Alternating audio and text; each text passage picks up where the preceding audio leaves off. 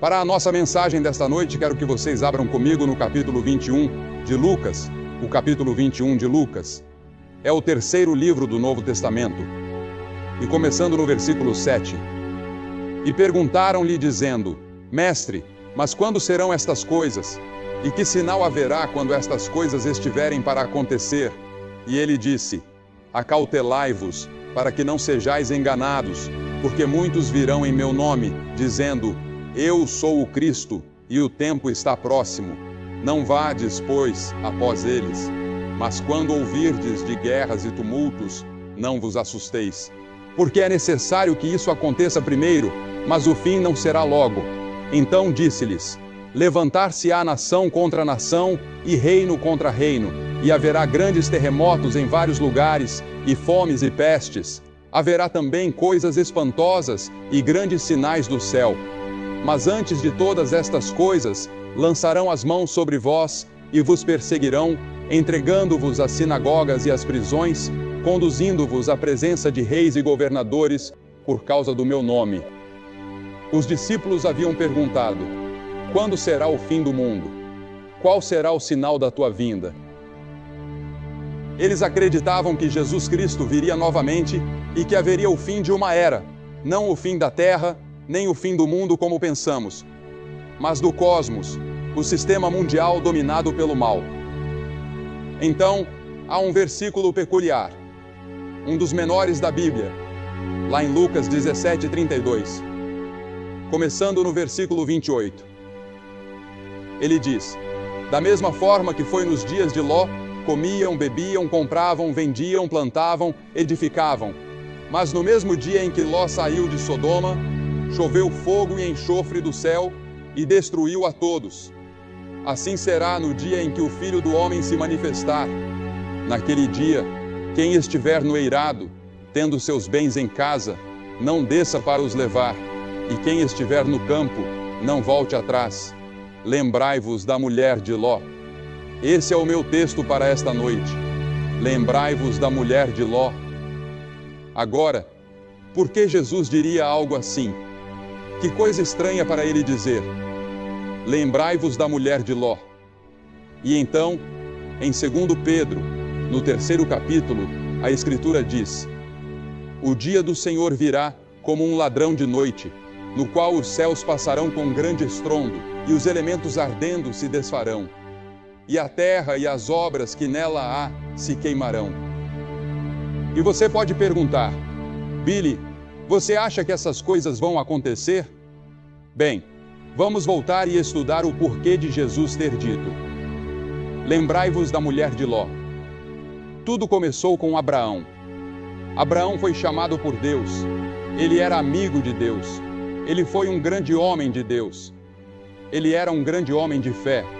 E quando Deus lhe disse certa vez para levar seu único filho Isaque e oferecê-lo no Monte Moriá como sacrifício, Abraão obedeceu.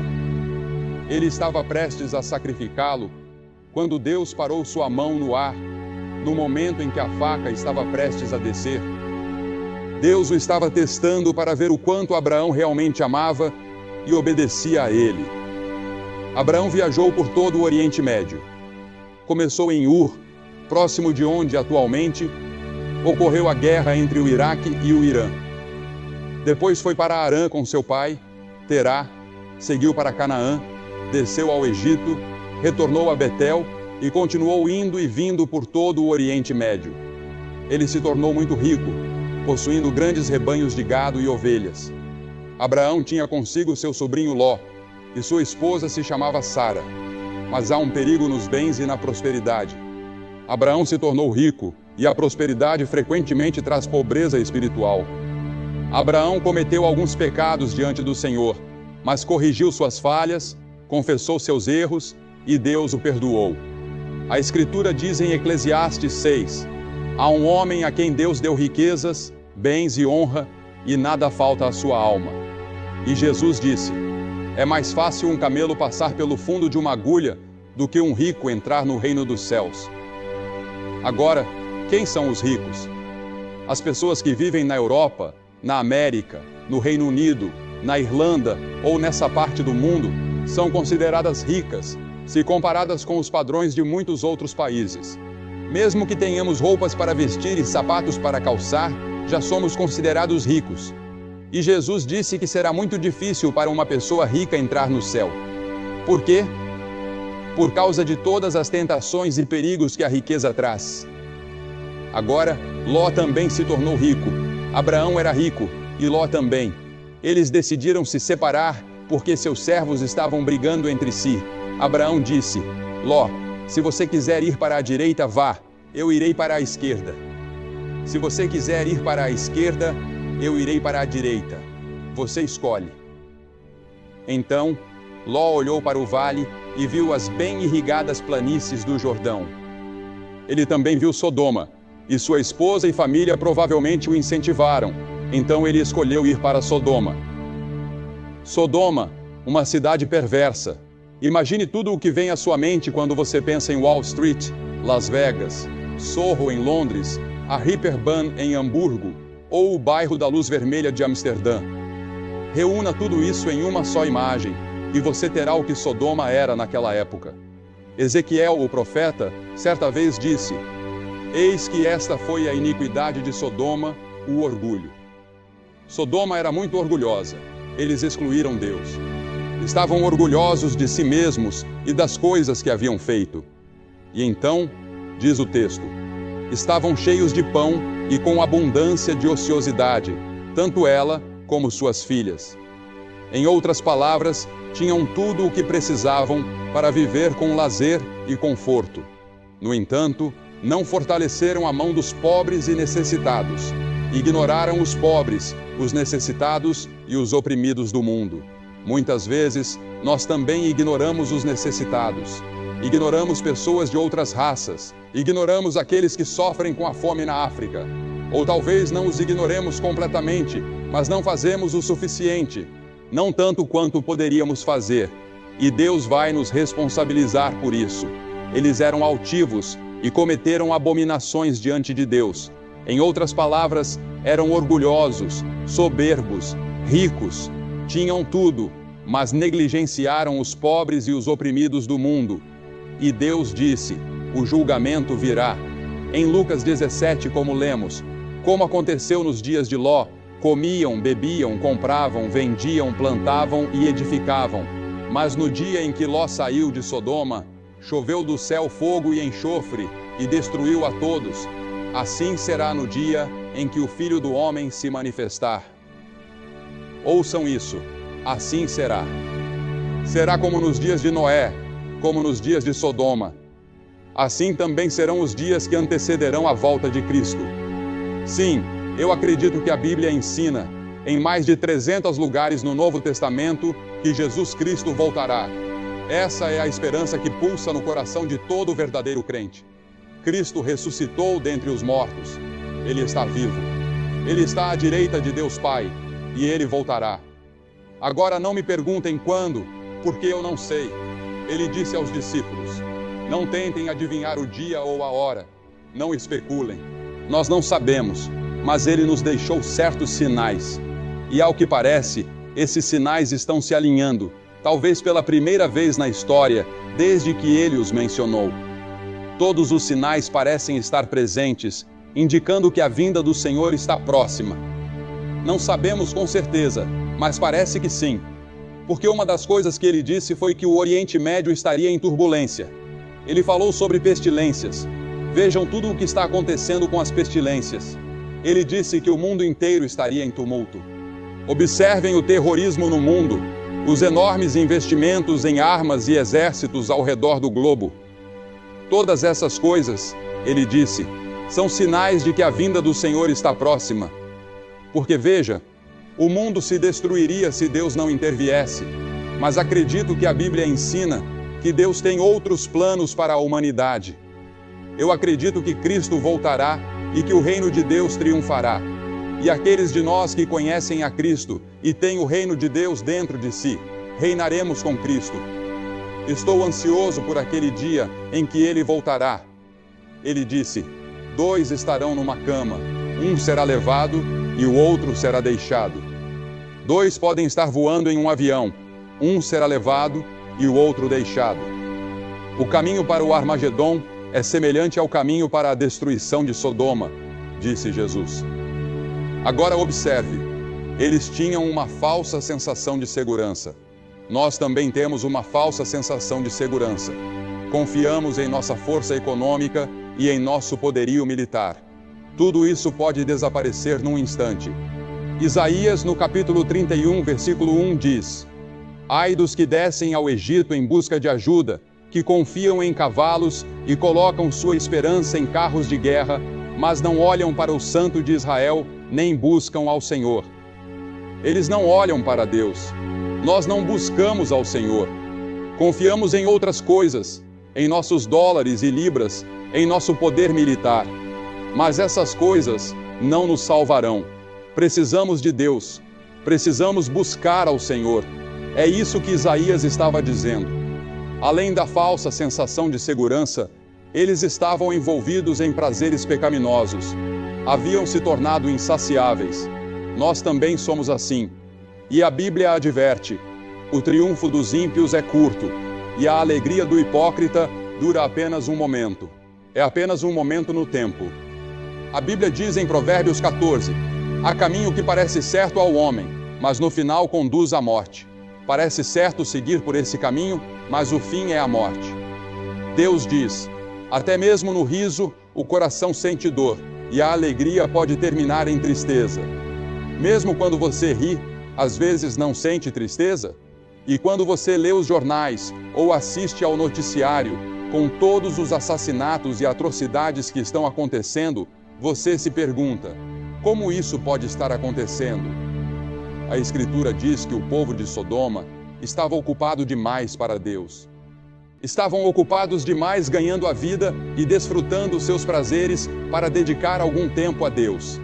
E assim somos nós. Não damos a Deus o primeiro lugar em nossas vidas. Deus não exige de nós um sistema legalista, mas Ele exige o primeiro lugar em nossas vidas. Ele quer ser o Senhor que se assenta no trono do seu coração, que controla e governa a sua vida. E foi por isso que Ele enviou seu Filho, Jesus Cristo, para morrer na cruz e derramar seu sangue, para que os nossos pecados fossem perdoados. Porque veja, o problema do mundo hoje pode ser resumido em uma palavra: pecado. E a Bíblia diz: todos pecaram e estão destituídos da glória de Deus. Somos todos pecadores. Nascemos no pecado. Somos pecadores por escolha e pecadores por prática. E esse pecado nos separa de Deus, de modo que não temos um senso de realização. Não conhecemos o propósito e o significado de nossas vidas. Você pode buscar prazeres e diversões, mas eles não satisfazem. Algo lá no fundo clama por algo mais. Esses prazeres não resolvem o problema do seu lar, não resolvem o problema do desemprego. Algo está fora de equilíbrio, algo está errado. Eles também eram culpados de idolatria. Idolatria. Esse é o pecado que Deus mais odeia. É também o pecado do mundo ocidental hoje. Na verdade, é o pecado do mundo inteiro. Romanos 1:25 diz: trocaram a verdade de Deus pela mentira, e adoraram e serviram coisas criadas em lugar do Criador. Qualquer coisa em sua vida que ocupe o lugar de Deus, torna-se o seu Deus. Qualquer coisa que domine seus pensamentos e tome mais do seu tempo do que o Deus vivo, torna-se o seu Deus. Além disso, eles também eram culpados de perversão sexual. Uma das últimas direções que uma nação toma antes do julgamento costuma ser essa. Geralmente encontrada em sociedades abastadas. Não relações sexuais normais, mas perversões de vários tipos. Tentativas de encontrar novas maneiras de obter prazer através do sexo. Isso se torna uma ocupação em tempo integral para muitas pessoas. Basta ir a uma banca de revistas hoje e você verá uma infinidade de publicações dedicadas a isso, tentando encontrar algum novo ângulo, alguma nova abordagem. Agora, no meio de tudo isso, em Sodoma, vivia Ló. Ele havia escolhido Sodoma como seu lar, e as Escrituras dizem que ele era infeliz e estava atormentado. O problema de Ló era que ele tinha um pé no reino de Deus e o outro pé num mundo pecaminoso. Ele estava preso entre os dois. Ele não era feliz no mundo pecaminoso. e também não era feliz no reino de Deus. E muitos de vocês são assim. Vocês frequentam a igreja, são membros de uma igreja, acreditam em Deus com a cabeça. Às vezes leem a Bíblia e têm uma aparência religiosa. Mas lá no fundo, sabem que seus corações pertencem ao mundo, ao cosmos, a este sistema mundano dominado pelo mal. Muitos de vocês têm uma herança cristã. Seus pais eram cristãos. Vocês aprenderam sobre a Bíblia na escola. Mas agora, vocês são homens ou mulheres do mundo, ou jovens, mas nunca se sentem plenamente satisfeitos com seu relacionamento com Deus. Algo está errado, algo está faltando, algo está perdido. Vocês sabem o que é. Talvez nunca tenham nascido de novo. Talvez nunca tenham realmente recebido Cristo de forma total e completa como seu Senhor e Salvador. E nesta noite, nesta última noite dessa grande missão, esta é a sua noite de fazer esse compromisso. Nós temos esperança em Cristo. Nós temos algo a oferecer às pessoas. Um novo dia, um novo reino, um novo mundo. Um novo mundo está para nascer. Um novo céu e uma nova terra. E nós faremos parte disso porque estamos no seu reino. Jeremias chorou por Jerusalém porque viu que o julgamento estava chegando e ele foi chamado de o profeta chorão. Jesus chorou por Jerusalém 700 anos depois e disse: Jerusalém, Jerusalém, quantas vezes quis eu ajuntar teus filhos, como a galinha ajunta os seus pintinhos debaixo das asas, e não quisestes. Agora o julgamento está vindo sobre ti. Deus avisou Sodoma. Ele enviou 2 mensageiros para alertá-los, mas a esposa de Ló não acreditou. Ló acreditou. Os mensageiros alertaram. A esposa de Ló foi avisada: não olhe para trás. Mas ela não creu. Ela olhou para trás e se transformou numa estátua de sal, exatamente como tinha sido avisada. A ira de Deus foi derramada sobre Sodoma. A esposa de Ló, assim como Abraão, sabia que isso estava chegando. Abraão orou e disse: Senhor, se encontrares 50 pessoas justas em Sodoma, pouparás a cidade. Deus disse: sim. Abraão perguntou: e se forem 45, e 30, e 20, e 10? E Deus respondeu: sim. Mas não havia nem mesmo 10 pessoas justas, 10 pessoas totalmente comprometidas com Deus. Assim, o julgamento veio. Agora, qual é a lição que aprendemos com essa declaração? Lembrem-se da esposa de Ló. Por que Jesus disse isso? Primeiro, lembre-se de que ela era a esposa do sobrinho de Abraão. Ela viveu na tenda de Abraão muitas vezes e viu o poder de Deus. E a quem muito é dado, muito será exigido. Em segundo lugar, lembre-se do que um casamento errado pode causar. Ela era uma cananeia, e Deus havia proibido o seu povo de se casar com essas tribos pagãs ao redor deles. Quantos homens e mulheres já foram destruídos por casar com a pessoa errada, que os influenciou de forma equivocada? Por isso é tão importante buscar a pessoa que Deus tem para você. Em terceiro lugar, acho que Jesus disse isso para que nos lembremos do pecado dela. Parece um pecado tão pequeno, mas representava algo muito mais profundo. Representava anos de incredulidade. Representava rebeldia contra Deus em muitas ocasiões. Deus, em sua misericórdia, estava dando a ela outra chance. E Deus disse: não olhe para trás, não olhe para Sodoma. Sodoma estava sob o controle do diabo, mas ela não conseguiu evitar. Seu coração ainda estava em Sodoma, mesmo enquanto escapava do julgamento. O pecado dela não parecia tão grande, apenas olhar para trás, mas algo mais profundo dentro dela a fez olhar para trás. E em quarto lugar, lembre-se de que ela estava quase salva. Eles estavam no portão de Zoar, a cidade de refúgio. Naquela época, as cidades de refúgio eram locais onde as pessoas podiam correr caso tivessem cometido um crime, como o homicídio, até que seus casos fossem resolvidos e eles tivessem um julgamento justo. Isso era necessário, porque a justiça muitas vezes era feita com linchamentos ou apedrejamentos instantâneos. Eles estavam bem na entrada de Zoar quando a esposa de Ló olhou para trás. E foi naquele momento que ela se transformou numa estátua de sal. Agora, a Bíblia diz que Agripa, o grande rei, ouviu Paulo pregar, e ele quase foi persuadido, mas ele endureceu seu coração. Muitos de vocês estão quase persuadidos de entregar sua vida a Cristo, mas vocês vão arriscar que podem fazer isso sem Ele. Alguns de vocês estão assim. E então, em quinto lugar, lembre-se de que ela foi oferecida a salvação. Cristo é o lugar de salvação e refúgio. É na cruz onde Deus derramou o seu amor e onde nossos pecados foram levados por Cristo. Ele se fez pecado por nós, que não conhecíamos pecado. Ele levou os seus pecados e os meus pecados. Ele tomou o meu julgamento. Ele levou o inferno que eu merecia naquela cruz. E quando ele disse, meu Deus, por que me abandonaste? Foi porque Deus não estava olhando para ele. Deus não abandonou seu filho. Ele abandonou o pecado que ele se fez por sua causa. Ele levou o inferno que nós merecíamos. Ela foi oferecida salvação. Ela poderia ter sido salva. Isso era o que estavam tentando fazer, levar ela ao lugar seguro. E então, em sexto lugar, lembre-se de que Deus nunca julga sem avisar. Ele sempre avisa. Tivemos uma inundação, alguns anos atrás, nos Estados Unidos, que matou centenas de pessoas em Johnstown, na Pensilvânia, e eles foram de um lado para o outro no vale, avisando as pessoas de que a barragem tinha uma rachadura e que poderia quebrar a qualquer momento e pedindo para evacuarem. Mas as pessoas não evacuaram. A barragem quebrou uma noite e dezenas de pessoas perderam suas vidas.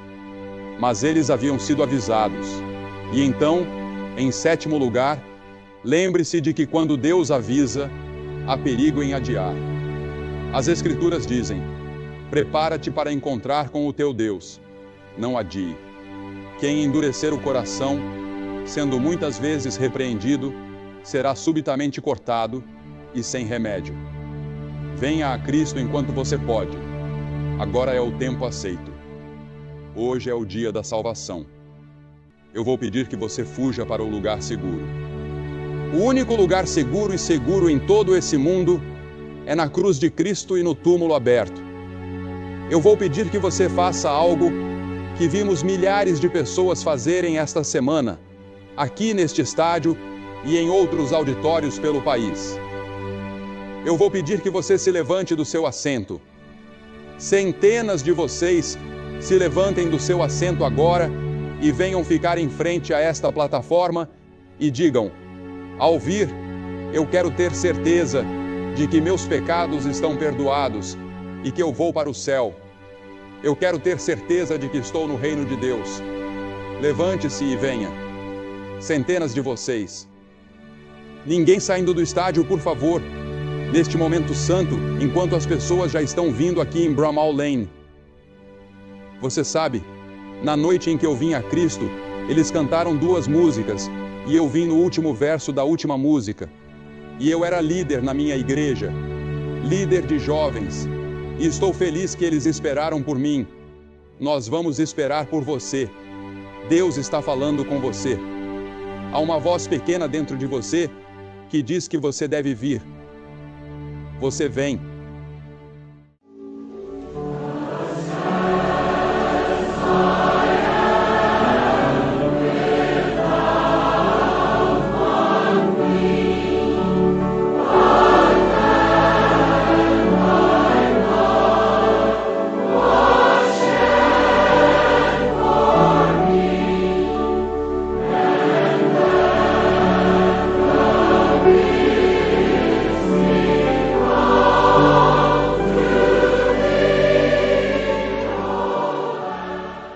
Você que está assistindo em outras partes do mundo, levante-se e muitas pessoas se ajoelham ao lado de seus televisores e fazem seus compromissos.